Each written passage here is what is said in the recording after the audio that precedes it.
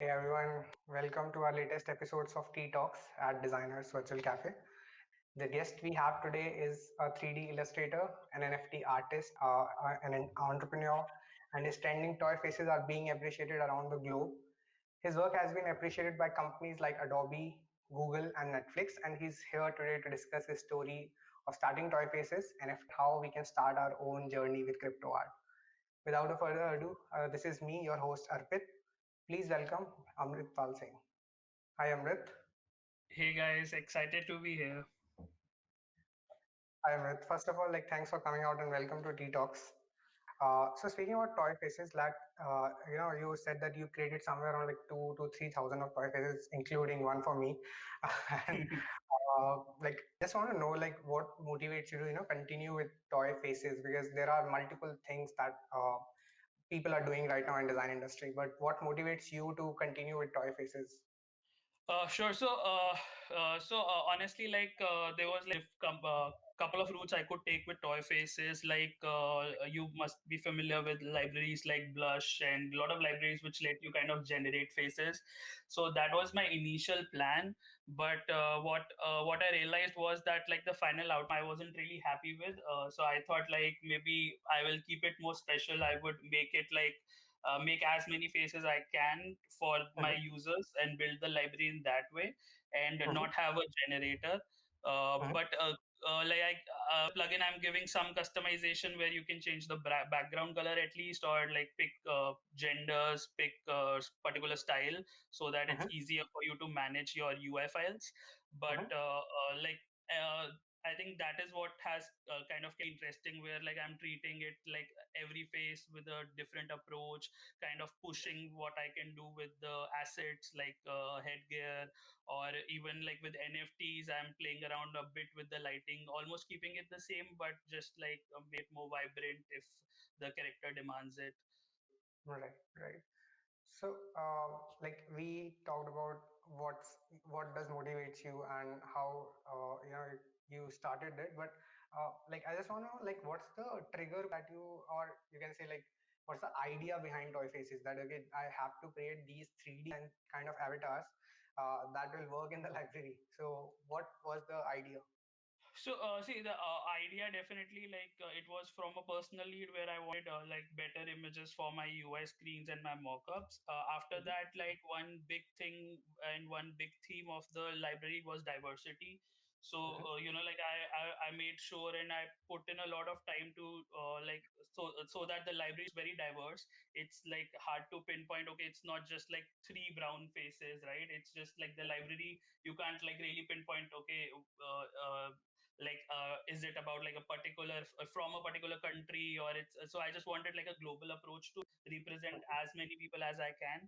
So that was the whole idea, because like illustrations from a long time, especially even in India, like we have been designing a lot of white people, white characters, and I just thought like with this new style and like diversity as the theme, I can kind of push the boundaries. Right, right, right. That's really interesting. And as you said that you already created a library, but and you have Adobe funds to create a plugin as well.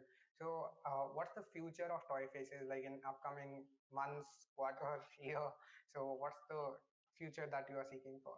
Sure. Yeah. Currently with Toy Faces, one is the library and the plugin itself.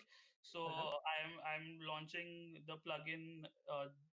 I think this month itself, and it will Okay. start with Adobe XD, then followed by Figma and Sketch. Mm-hmm. And then if anybody wants to test the beta version, just let me know. Mm-hmm. And Yeah, so the plugin lets you like quickly just fill up any kind of shapes you have as a toy face, Mm-hmm. and lets you pick on like based on gender. I've even made like gender neutral toy faces, Mm-hmm. and you can also customize the background color. You can have the same faces, same set of three faces multiplied, or have a randomly picked toy face. So that's the plugin. And then I'm also building more faces in the library. So right now we have around 120 faces in the library, and I'm pushing it to be around 200 at least for the next release. Mm-hmm.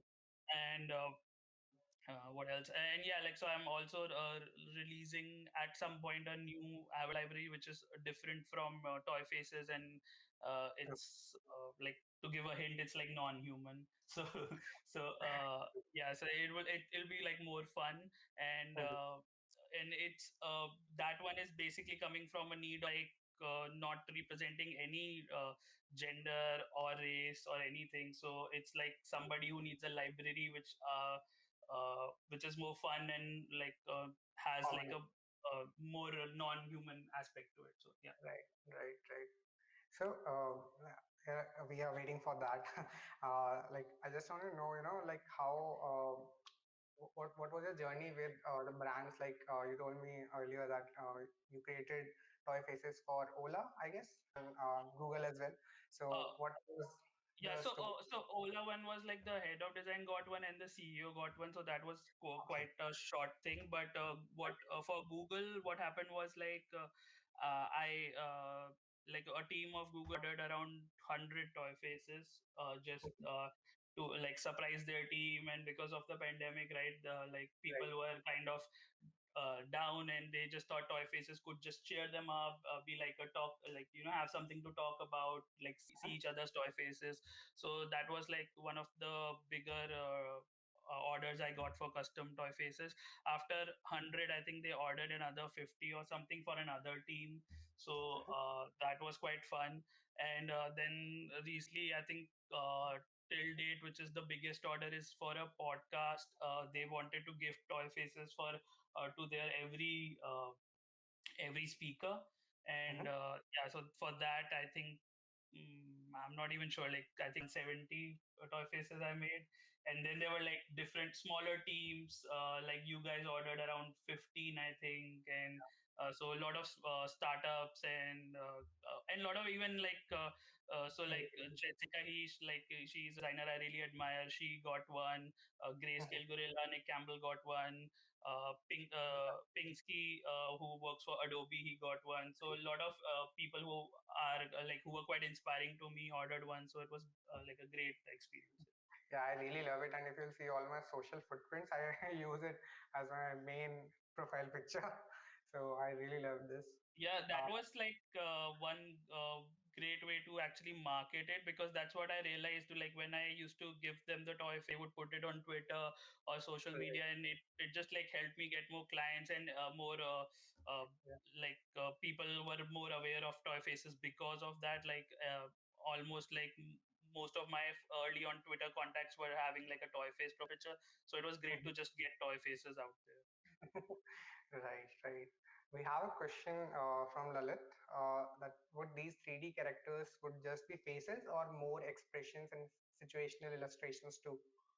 So with toy faces, I'm kind of just keeping it like that Uh-huh. because I just like find portraiture and portraits kind of special with like a very similar style. But I Uh-huh. am working on something which is a full body illustration library itself. So that is something in the in my plan. But yeah, like toy faces will stay like that, but then I will have like a similar style, something like as a library for poses. Thanks everyone for joining. You can follow us at social media. I'll post the links in the chat. And thank you so much, Amrit, for taking out time to be here